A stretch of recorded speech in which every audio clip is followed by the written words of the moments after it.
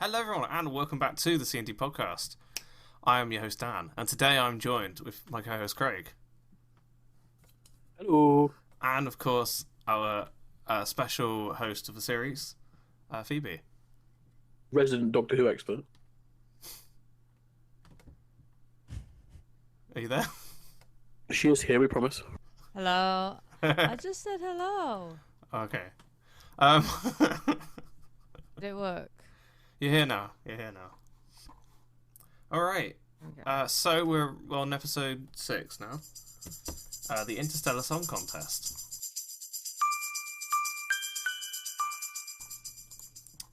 So this was... it was hosted before the show, wasn't it? The actual Eurovision. Yes. Yeah. Yeah. For those of you who don't know, in the UK, it was on exactly the same day as the Eurovision Song Contest, which is hosted by a bunch of different countries. Perform, well, it's pretty much a synopsis of the show, other than the. Yeah, and I think Shooty was supposed to host something, but he didn't in the end. He was supposed to give our scores in the Eurovision. I think he was supposed to give the scores. You know, I don't know if you've watched Eurovision, but at the end they're like, give the judges scores over, you know, and they'll say 12 points goes to blah blah blah. And it ended up being Sophie Ellis Bextor instead. I don't know. No, I don't think anyone said why he wasn't able to do it. I'm guessing it's just personal reasons. But it would have been nice. But you know, if you can't do it, you can't do it. We've all been there. Yeah, he does seem to have a lot of like he's like busy doing other films and stuff. Like I know with with the last season, like he wasn't there for like 2 of the episodes, and that's why they kind of filmed around it. But yeah, no, nice. All right. Okay, so who wants to start off? Well, if you start how it goes, we'll chip in. Yeah. So I can't remember how it starts initially. I think blokey boy with the weird beard, he comes out of the stasis chamber to present the show, and then some Ryan people. Clark. Sorry. Ryland Clark. Yeah, Ryland, that's him, innit? Yeah. So he comes out of like some stasis thing and presents the show, and yeah, and then the show gets hijacked by these 2 people called the Hellions, who then hijack the like control place, control center, and meanwhile, the Doctor flies in because he wants to put down another one of his Vindicators. And they're like, oh, we're at the show, let's stay and watch. Which is fair enough. That's probably the first time I think that them staying has actually been, like, you know, a good reason to stay. Yep. The Vindicator actually did its final reading as well. And then once that happened, it was like, oh. And then it announced, like, then Ryland came out on the stage, was like, welcome to the International Song Contest, and then both Belinda and the Doctor at the same time said, we're staying. Yeah. So yeah, the episode started off really well actually. I liked the plot. And so then they were like, oh, we're in like Mrs. Flood. Yeah, she was in the crowd, wasn't she? Yeah, I was just gonna say she was a bit more obviously like there. She was clearly talking and being like, oh, where's the Doctor? Oh, there he is. Yeah, like watching him. Yeah. Well, you had a device, didn't she, that when the Vindicator was finished, it pinged up with the third light being illuminated, and she said, or something like, here we go, or something like that, or something along those lines. Yeah, like it's almost. Well, I think, didn't she say thank you, there. Doctor, or something? Yeah. So then the entire stadium gets, or the air bubble around it gets exploded, and then they all get sucked off into space. I think that's pretty much the reason for that was because they hacked the yeah. I think so. The Doctor gets taken up as well. Belinda gets caught on the roof of one of the observation platforms. Yeah, the guy also seemed to like really like this Ryland character. Sorry, this Ryland guy, and then he gets like really upset that he shot him off into space. Like, wasn't that the plan? I didn't really understand like what his motives was. Was he trying to save Ryland as well, and kill everyone else, or was it like, I don't know? He just seemed a bit upset. Yeah, I didn't think he was really upset. What they do? I didn't think he was. No, I felt like he was. As this is going on, as they're taking over the cockpit, the Doctor notices something's wrong, and the show that is broadcast to their pod doesn't have Ryan on there because he wasn't out of the cryogenic chamber at that time. So he notices something wrong. He does some investigations, and then that's when everything kind of goes wrong. Air bubble, because they're on a spaceship, like a massive arena in space, and the air bubble bursts, and that's when everyone gets sucked up into the space. Yeah, but they're still. I don't really understand. They were still like in the gravity of it or something. Gets explained later. Yeah. Yeah. Yeah, the Doctor says he. But I was gonna say there's this modified it. There's side characters, Mike and Gary, who are trying to get in with their ticket. But obviously the Doctor and Belinda are in there, and I thought that was a really nice, like, just it felt like a more commonplace setup for two characters of like, oh, actually, it makes sense that they're there, and they felt quite real, and I quite liked their little side plot throughout the episode. Yeah, one of them didn't really want to be there, the other one was really happy to be there. Yeah, which felt very real for two people going to watch Eurovision. Yeah, it was good. And then the other people as well. Actually, I just had a thought because what are their names? Mike and Gary. Mike and Gary, yeah. So they were trying to get into Shooty and Belinda's pod. So how did Belinda end up with the other two people? She left the pod. So wouldn't Gary and Mike be outside? They were. Or did something else happen? I remember. I think. Did she go? Oh, maybe she got knocked into another one. Oh, because he was Mike. Was it Mike or Gary? I think it was Gary. One of them was having an argument with the robot thing, and he was like, "Why won't you let me in?" And then they kind of stormed off. Oh, okay, yeah, they did, didn't they? They said phase 1 complete, and then they just walked off. Yeah. Yeah, they were fair like, what enough. do you mean? Yeah. And they just walked off because they were in the middle of like an argument anyway. Yeah, no, fair enough. Yeah, so I just thought I'd talk about I think that. so. All right, so then the air bubble goes off and Shooty gets shot off into space. Why are you calling him Shooty? It's a Doctor. Doctor, sorry, the Doctor gets shot off into space. I don't know. Sometimes there's like other Doctors, and the Doctor gets shot off into space, and Belinda is sort of like sucked into the roof of the thing and gets like pulled in through the door. But yeah, I was genuinely kind of horrified, not horrified, but amazed that all these people were just being like blown off into space and like frozen. You know what I thought about when I saw all 100,000 of them go up? I was like, oh, Danny did want more deaths in this series. Yeah, I was saying to Phoebe, I was like, oh, this is where all the deaths have gone. I think it was like 109,000 or something.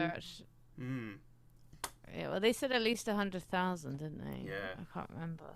Yeah, probably you're right. I was like, who at Disney has signed this off? Yeah, but then obviously, you get to the end of it, doesn't quite happen. But obviously you got the side plot of all the commotion happening in the TV control room, and then they bring out like the delta wave thing, but is that's all like happening, and then they cut to the Doctor and he's outside in space, and obviously he's the only one out of everyone to sort of wake up. But just before he wakes up, we see Susan, his granddaughter, which I was quite excited about, actually. I was like, oh, it's Susan. Yeah. Although I found it weird that she was in like the current TARDIS, but then obviously they wouldn't have the previous set, and like she appeared older as well, so it was like literally, it felt almost as if like some telepathic link to her. Yeah. But the only thing I find annoying is obviously continuity-wise, since the Doctor's been going on and on like, oh, I don't have any family, I don't have anyone, which made me think like, oh, maybe Susan died in the Time War, maybe she got involved in some way. But now she's like kind of coming back, and it's like, why is he like dissed his granddaughter for 60 odd years? But I don't know. The Doctor's a bit cold sometimes, so he was probably like, oh, she'll be better without me, sort of thing. I can excuse it away for a little bit, but anyway, yeah, he like sees her and then he wakes up and then all the frost comes off him, and then obviously there's a confetti cannon flying near him and he blows that into the space station. This is the thing that annoyed me about this episode. If you are in true weightlessness gravity, you're not flopping your arms around and moving. You ain't moving you're not moving. Like, you don't slow down. At that point, he would have flown far enough away where it wouldn't have been possible to get the fucking confetti cannon and blow himself back in. Just little thing that annoys me. I'm a big fan of space.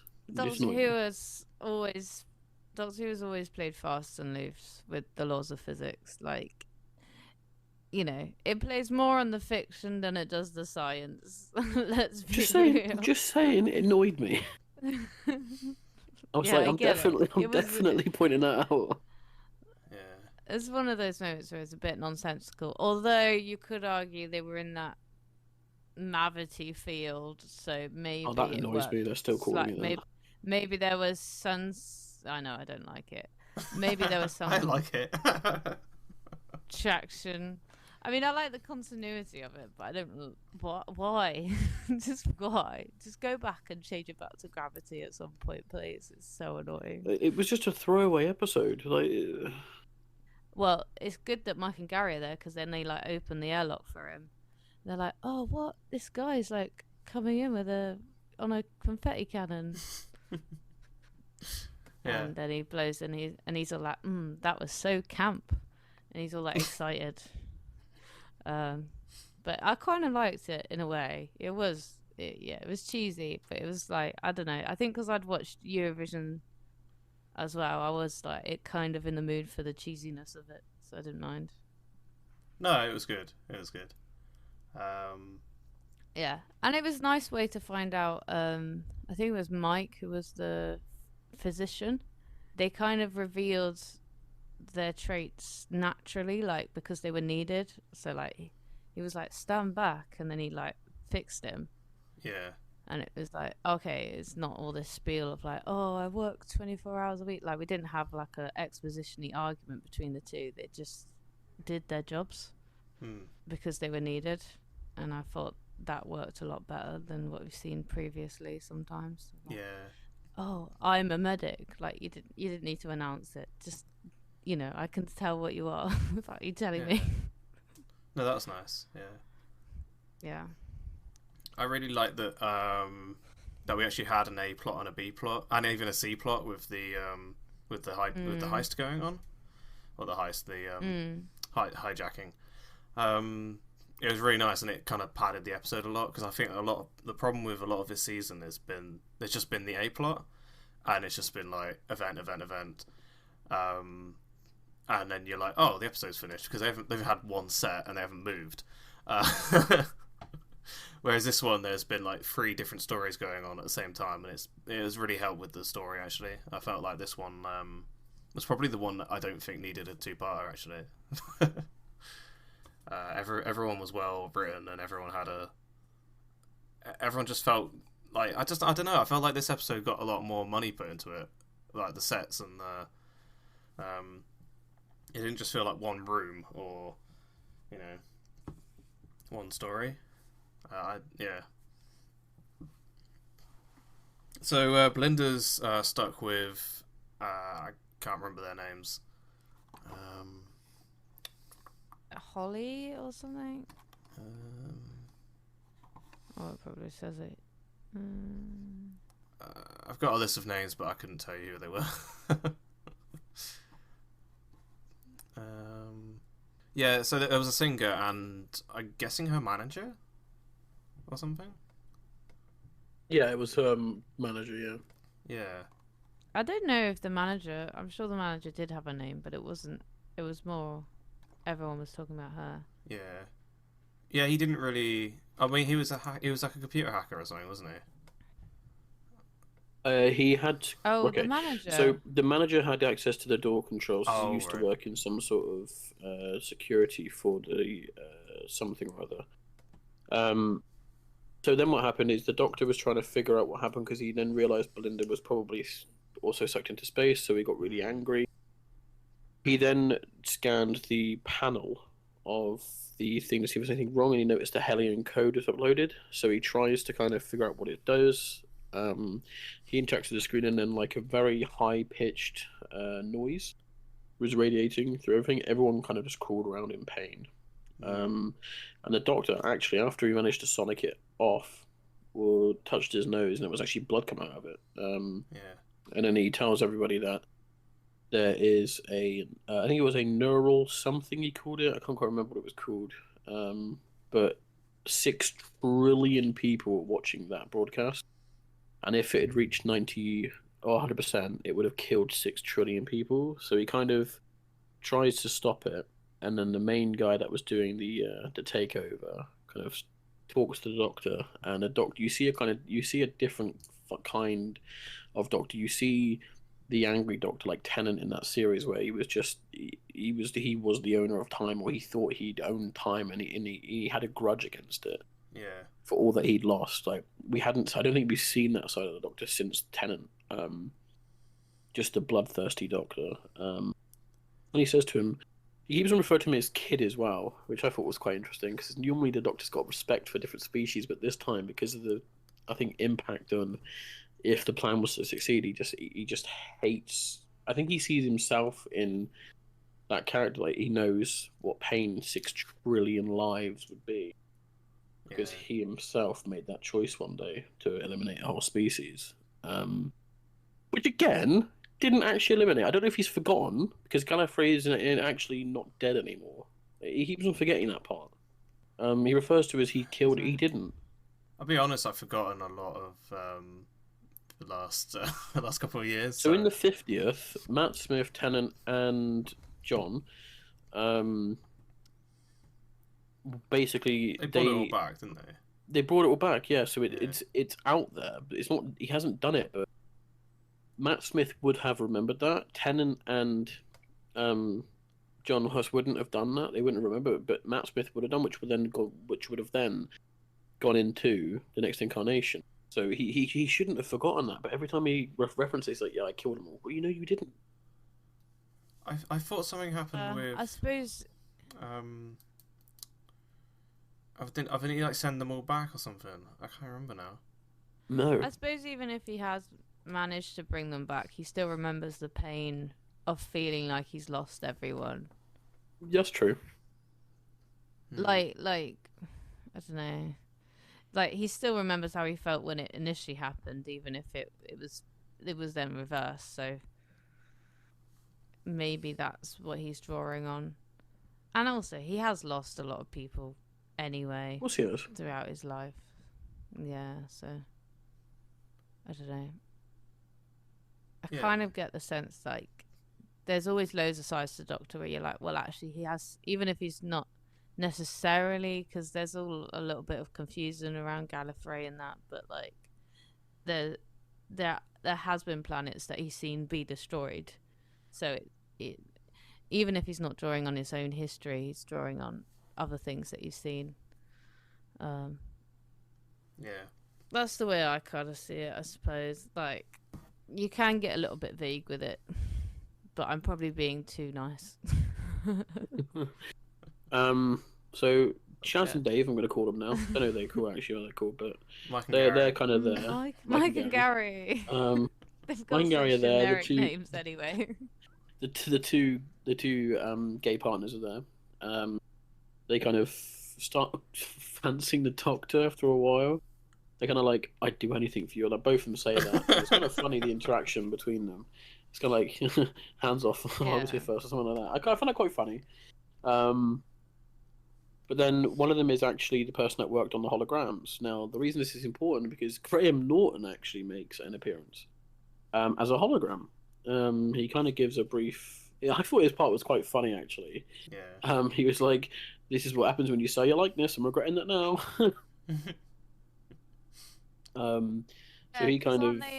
They're in the museum section of Yeah, the they are, Space yeah. Center.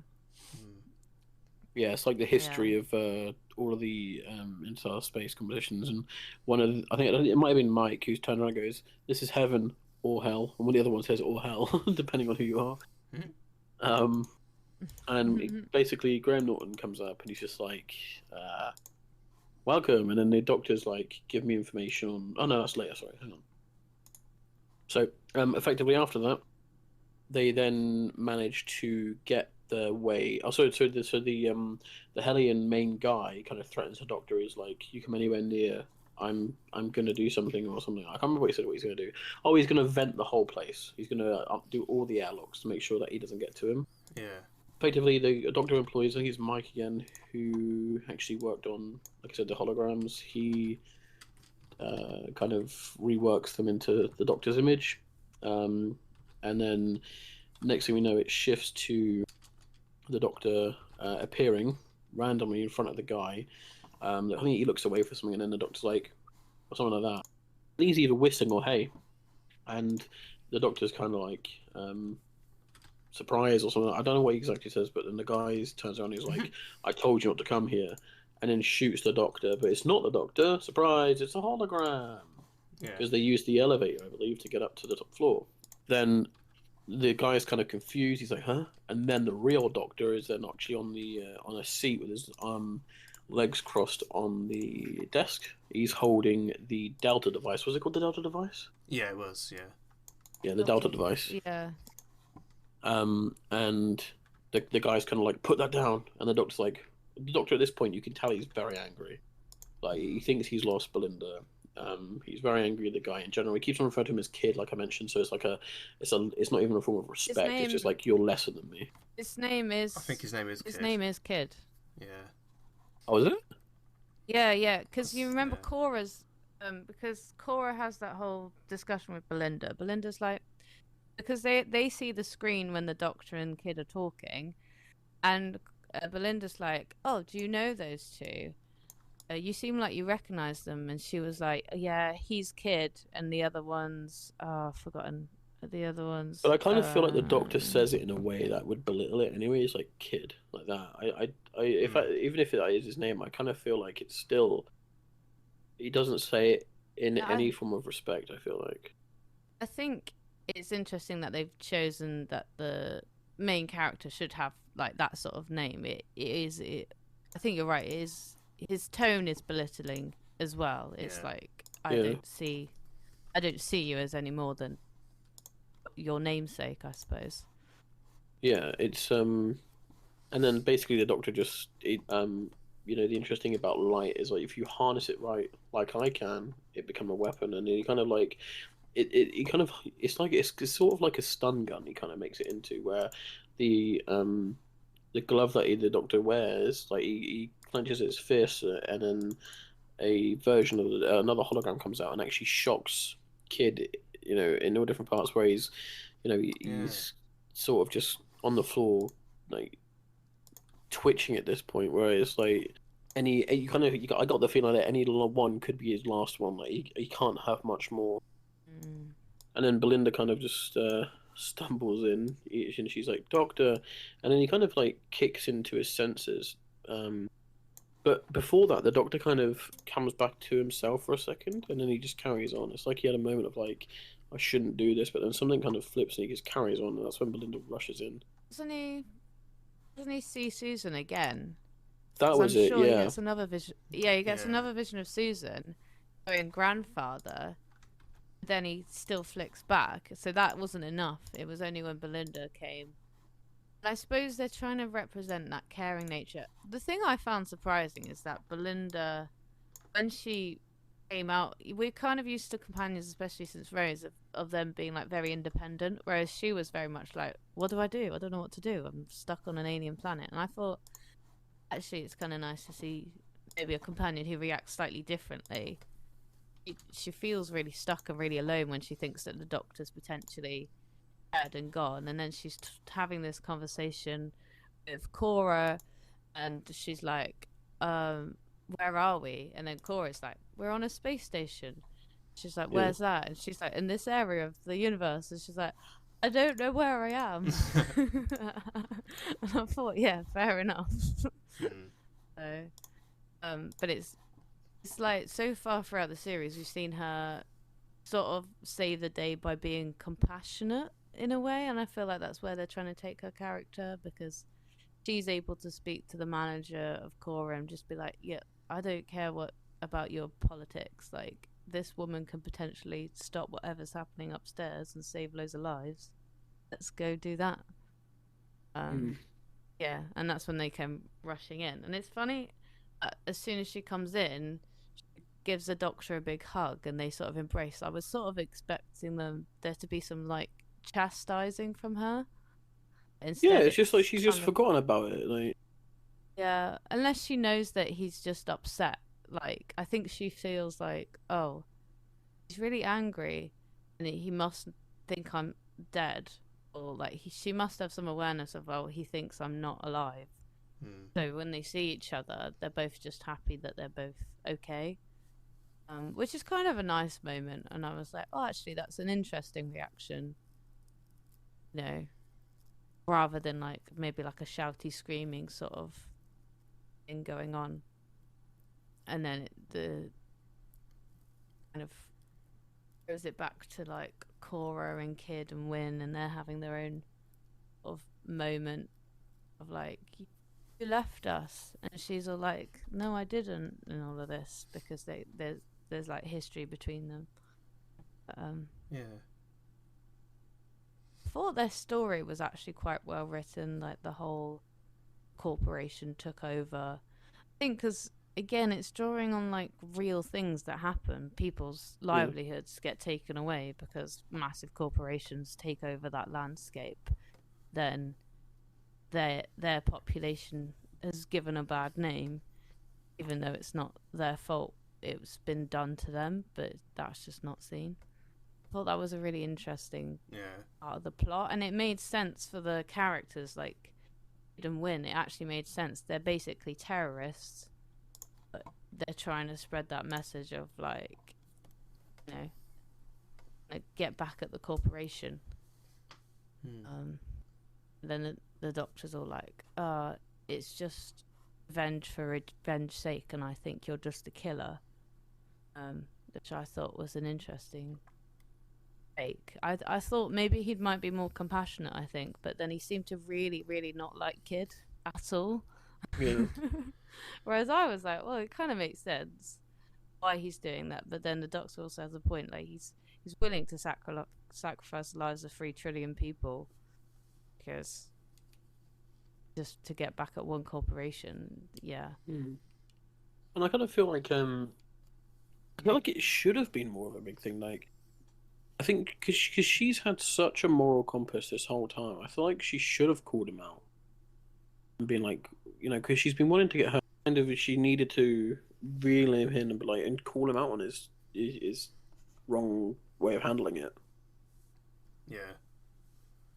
Just like, if you remember, there was in the episode on the Space Center. I can't remember which one it's called, but it was David Tennant era again, where it was the Waters of Mars. That's it, where he took it into his own hands, and the surviving astronaut, Kate, I think her name was, something like that. After he dropped her home, she just shot herself because like, you don't control time. Like, he called her out and kind of retconned it herself. It was a dark era of Doctor Who, man. It was great though. Yeah, so written. No one dies anymore. Exactly. Like, you hear the gunshot, it's like crazy. The Doctor kind of flinches as well for a second. Yeah, you see the flash on it, I swear. You see the flash go off in her house. I do remember thinking, oh, this is really dark. Yeah. It was not my favorite episode just because it was quite sad. Yeah. Yeah. Yeah, really good. You know, they like capture Kid, don't they? Mm. And everything sort of calms down. Yeah. Takes control because he like destroys the Delta thing like straight away. Oh yeah, obviously. he's like, "What are you gonna do?" And he just throws up in the air and Sonic's it. It's just gone. It's like, that's interesting. Yeah, because the sonic screwdriver is basically a magic wand, you know. Yeah. Yeah, as well. Like that was at 99% for a very long time. Yeah. It was going 97, 98, and it's 99 for like 5 minutes. It's like, oh, okay. Yeah, that's true. Yeah. But then after that, they kind of devise a plan to get everyone back in. They harness the light that they've got to kind of act as like a tractor beam and focus on. I don't know why they picked Rylan first. I don't know if that was ever explained. Because he's like the star of the show. Is this Rylan? Maybe just to see if it works. I don't know. I suppose it makes sense because he was just out of. I mean, to be fair, he was just out of cryo sleep, wasn't he? So I suppose he'd be the better candidate for it. Yeah. Maybe he was closest. I don't know. I think it's just because it's Rylan. Yeah. So they kind of bring everyone back in one by one, and they start converting other things like bigger rooms, and they draw all 100,000 plus people back in to the what's it called? The Space Center. Yeah. And then they go to the information room again. And him and Belinda are just kind of talking, and then it's like, okay, next stop, the Earth. And then Graham Norton kind of comes out, and he's like, the Earth. Sad what happened to it. This was all derived from something like that. And the Doctor kind of asks him to explain what he means. And then Graham Norton said, the Earth was destroyed on the 25th of March, or May, 2025. And then they kind of shocked, because obviously that's the date that they've been trying to get back to. So they kind of run off into this TARDIS. They get to the day, and then the cloister bell just goes crazy. There's like alarms everywhere, and the Doctor, Belinda kind of says, what's that? And then the Doctor says, that's the sound of 2025. Oh, sorry, March 25th, 2025. And then the TARDIS doors implode, and a bunch of fire comes in. Yeah. And then that's the episode done. Yeah. Until... Huh? I was going to say, you missed out Cora's song. That was a big deal, her singing. Because obviously they didn't finish the competition. Well, they didn't bother doing the competition. Rylan's all like, we're all basically half dead. But Cora's going to sing a song. And so Cora sings this song, yeah. Helia. She sings it in it's in the traditional language. I didn't have a clue what she said, but I really liked the song. Because it was an alien language. Yeah, that was the point. I thought it was a really nice moment. Yeah. And then obviously they all started clapping. Anyway. I mean, it kind of felt like redemption for the Hellions, because I think they had a very bad... Because basically the corporation had ravaged their land for some sort of honey for the poppies. It was like a big product thing that they were sponsoring, and that's the reason for the attack, was they were sponsoring it. Yeah. They were like these honey flavorings. It's not even honey. Yeah. And then they kind of... It feels like kind of like a sort of redemption for the Hellions, but I don't think it's going to take a song to fix it, but we'll see. Yeah. I kind of hope they go back to their story, though, in a way. Like, maybe the Doctor actually visits the planet at some point and sees it. Yeah, that'd be nice. Over.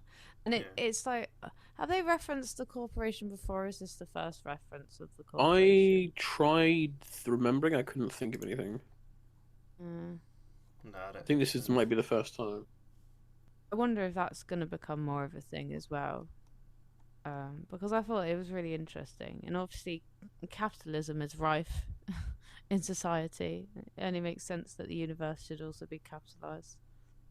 Yeah, it doesn't mention anything on the wiki, but... No. So after that, Then after the credits are rolled, we see the woman, Mrs. Flood. Mrs. Flood, come out of the cryogenic chamber. She might be the last one. I'm not too sure. I think they said that there's one more or something. Yeah, to they be said last, you're the yeah. last one. Yeah. And then she's like, she's very incoherent. She's like, "There's a doctor left. There's a doctor left." And the guy's like, and Mike's like, "I'm a nurse. I'll look after you." And then, actually, I'm not talking about this. Someone else can. Okay. So she This comes pissed out. me Of off this month. she comes out of the cryogenic, and for some reason she's like, my brainstem has been frozen too long. Did she say had twin brainstem or something? Yeah. She had like a double brainstem. I don't know. Obviously, Time Lord anatomy is different anyway, but But like everyone else came out just fine. I don't know why she didn't. yeah, the whole point was that it was a medical chamber to revive you. Yeah. And then she was like, "Oh no, I guess I better regenerate." She didn't even. Well, she didn't say that. It just started happening. Yeah. Okay, I heard they don't keep doing this gimmicky thing though, because it's really winding me up. What, Like, the bi-generation? yeah. Well, why can't we just have A regular generation? I like the reveal of the Rani. Okay, because obviously she regenerates, splits in two again, and then one side is like basically like I'm the Rani, and the other side is just like Mrs. Flood, and they explained it in the Unleashed as like she's the lesser half of her, or no, was it in the episode? She was like, "This is me, but the lesser half of me." Like, well, that's not how it worked when the Doctor did it. Yeah. So like, she's the brains, I'm the brains, and she's the lesser brains or something. She said, and I was like, okay, why? Why is there like a dumb version of her? Yeah. It's like a little Anyway, puppet so- following her around. Like, I didn't get it. yeah. I do like the fact that we've got the Rani back, because she's a really like strong female character throughout the Doctor Who universe. She's always like watching the Master and the Doctor squabble and just being like, no, I'm better than that. I think it's fucking appalling. Why? Well, so it's implied heavily that bi-generation is legendary rare, right? It was a myth before Tennant and Shuey did it. Yeah. It was unheard of in the Time Lord history. It just feels messy when two Time Lords undergo the process consecutively. Yeah, So- no, I'm not happy with the. It would have been enough just to reveal Mrs. Flood as the Rani.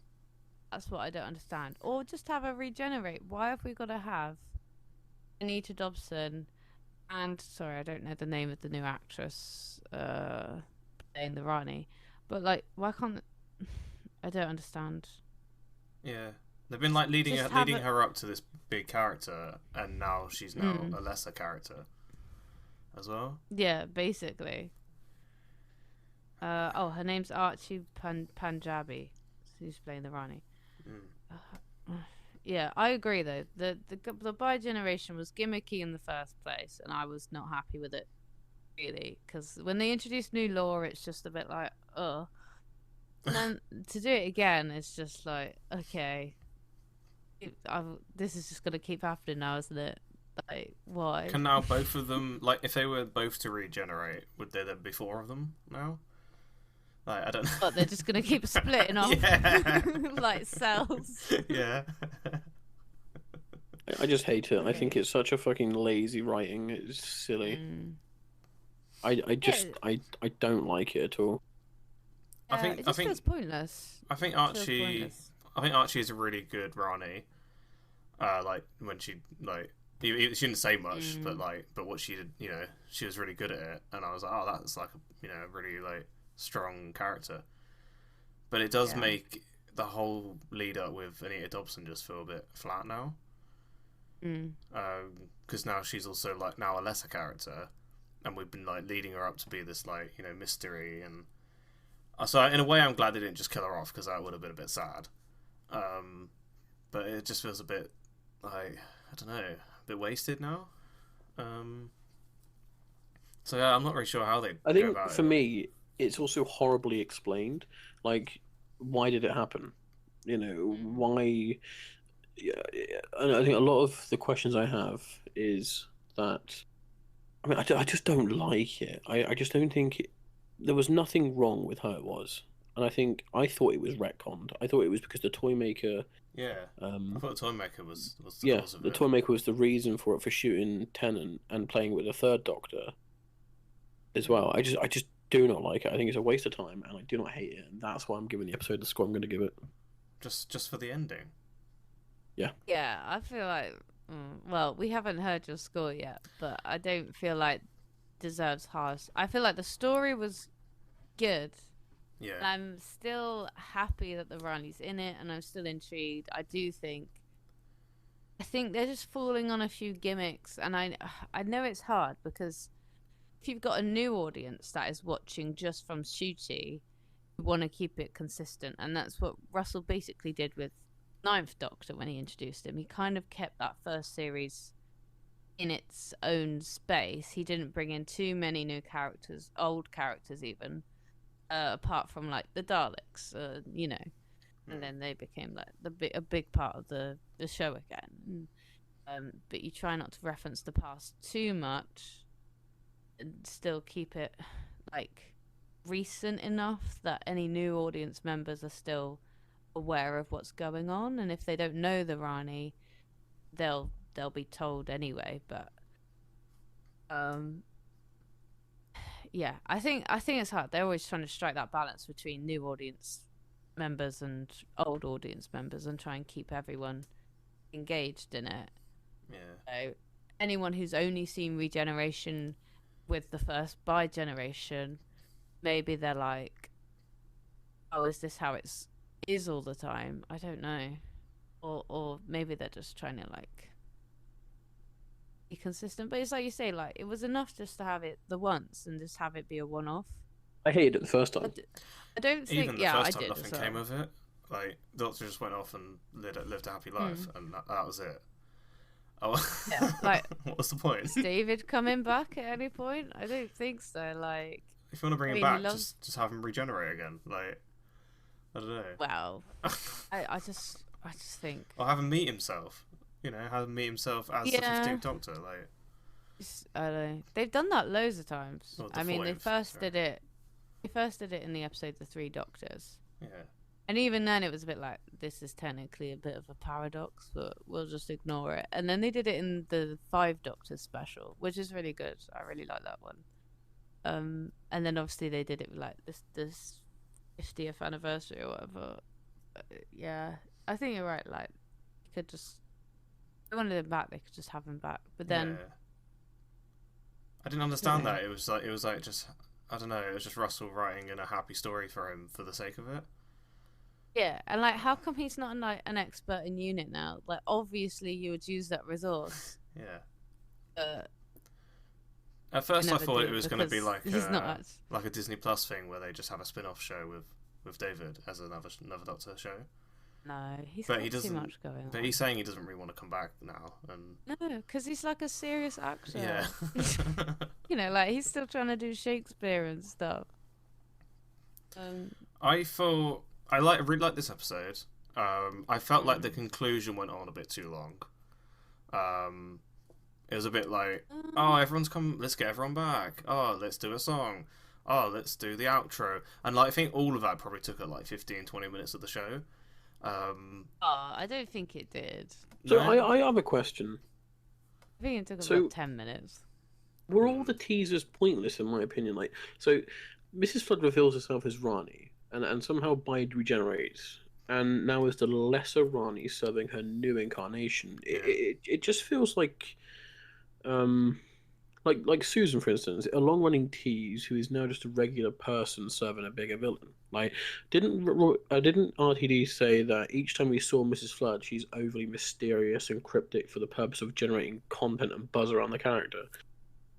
So each of her appearances doesn't make sense for her to be the Rani, because each time RTD has tried to throw us off with her being someone else, he has also said she was always meant to be the Rani, but it doesn't feel like 1.5 years of payoff, in my opinion. I think it's about a year and a half. I would prefer it if Anita Dobson got to play Rani instead of shoehorning in a regeneration mid-scene. In my opinion. No, well, I agree with that. Yeah. Like, I feel like you should have seen her as the Rani first. A bit like, when the Master is revealed, he is Professor Yana in Series 3. He doesn't even know he's the Master because he's masked himself that well. And that's all, like, spoken about with, you have the episode Human Nature and the Family of Blood. And, the Doctor loses his memory and essentially becomes human. They did that with the Master, and then it led into him then regenerating and becoming John Sim. And they could have done something, not necessarily the same thing, but they could have just had her, and then something happens. Maybe even she dies on the spaceship, and then she just regenerates like normal. But are we to think that Mrs. Flood is just the old character?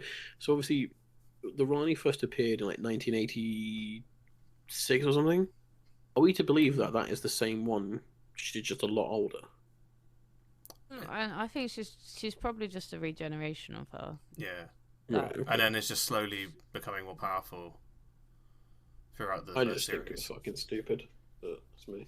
Mm. It didn't need it. Yeah, I think it's hard because we haven't seen her timeline yet. I'm guessing that in all the bits when she's on Earth, she's either that other version or she is just the full version of the Rani. Can I be honest with you? I would have preferred if she was the Master over what the fuck we got. I know, but I'm so sick of the Master. Genuinely would have taken that in a heartbeat. Oh yeah, but I think it's nice that it's a little bit different. Like, yeah, I said to Dan, like, I hope she's not the Master because they've done that. They've overplayed that now. I think there's been a Master like every Doctor now. And also, I always find it so annoying with the Master because he's like the Doctor's friend, but not. He's just this frenemy, like all the time, and I'm just like, ugh. Yeah. Although I didn't see the more recent one with Jodie and that because I stopped watching. I'll rewatch it. I liked that Master. Yeah, I thought he was a good Master actually. No, from what I saw of his performance, I saw a little bit of it. I did like him, but I'm just saying, like, I just get bored of their dynamic, I think, generally. Whereas with the Rani, it's a bit more different, and she's a bit more like, she's like even cleverer than the Master. So I think I'm hoping it will pay off. I just think it's just a slight grievance, the bi-generation, but I'm willing to let it slide. I'm hoping all of like, I don't know. I'm hoping they go back and like go through Mrs. Flood's like storyline a bit more. Yeah. Because she obviously she got Conrad out of jail as well. And he's in the finale, I think. I think he's in the two-parter. We saw he's in he's in the next episode. Yeah. So I don't know. I almost want to have like an episode with her, just like going back through her life. I would, yeah. Because a lot of it. I think it will be in like the last episode or something. Yeah. It'll be like some sort of villainous exposition, like, I was doing this the whole time under your nose. That's such a good voice. Sorry. Yeah, should we go to the rankings now? Yeah. Yeah. Should I start off again? Okay. Yeah. All right. I'll go last. I really enjoyed this episode. Like I said, I really enjoyed the pacing of the episode. It was just the end. It was just like, I just felt like, I don't know, some of it could have even been left to the next episode. Like, maybe just at the very start of episode 7. Oh, I'm the Rani. Like, I don't feel like the reveal had to happen this episode at all. Like, the credits were already rolling. Like, just let them roll. We already had a sing song. The whole episode had concluded. Just leave it. But yeah, I get it. I'm gonna give it a. I don't know, because I was really excited when everyone started flying off into space. I really like the A and the B plots and the C plots. I don't know. I gave episode 4 an 8. I can't even remember what happened in episode 4. Which one was Lucky episode? Day? Oh, it was Lucky Day. That's yeah, the one with just Ruby. I did really like that one actually. I think I preferred this one though. Yeah. I'm gonna give this one a 7.5 then. Okay. I did, like I said, I did really enjoy it. I just felt like the conclusion went on a bit too long, and the bi-generation did annoy me a little. Yeah. I don't know. I do feel bad for the writer because I feel like a lot of this was just shoehorned in by Russell. I don't feel like he got a say in it. It was just like, oh, it's part of the season arc, so you just have to like go along with it. She. Oh, was it Female writer. who wrote it? Honestly, she was all over Unleashed. You weren't watching it properly, clearly. Oh, sorry. Sorry, Juno. It was I think her name written by was Juno. I'm sorry. Juno. Yeah, I was gonna say her name's Juno. I do apologise. Maybe I'm a little bit biased because I love Eurovision, and I was really worried it was going to be super gimmicky. But I thought it was going to be I shit. was like, And I was impressed. really pleasantly surprised at how much it felt like. Actually, yeah, this feels like something that would be happening. Whereas with the last episode, where it's like, what on earth is going on? There's gods and spiders and all sorts. Compared to that, this felt a bit more rooted in some sort of reality, and I could relate to the characters. And I thought, even though they were only like side characters, they were really well written. I thought she did a really good job. So Yeah. I would probably give this an 8. I can't remember what I gave Lucky Day. Lucky Day was an 8. Yeah, I think it's better than Lucky Day. Maybe even an 8.5, but I don't really like giving 0.5s because they're silly. Yeah. I really liked it, and I'm willing to overlook certain things because I will wait and see what happens.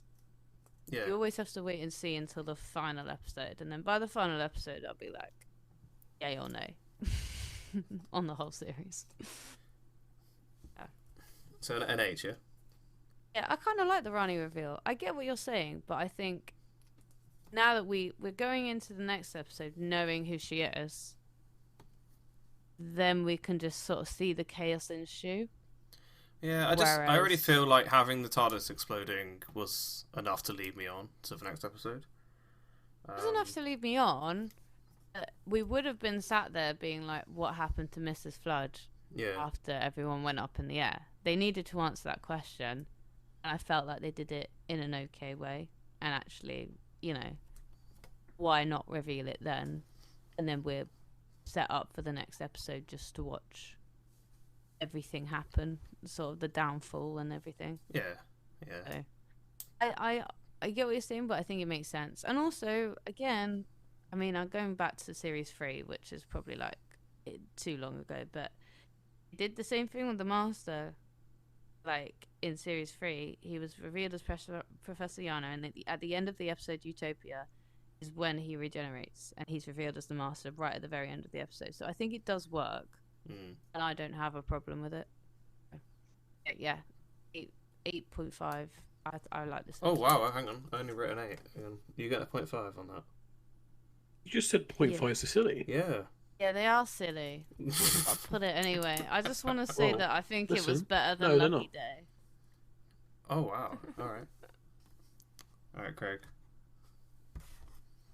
I have 2. That are going to accumulate into the score. Okay.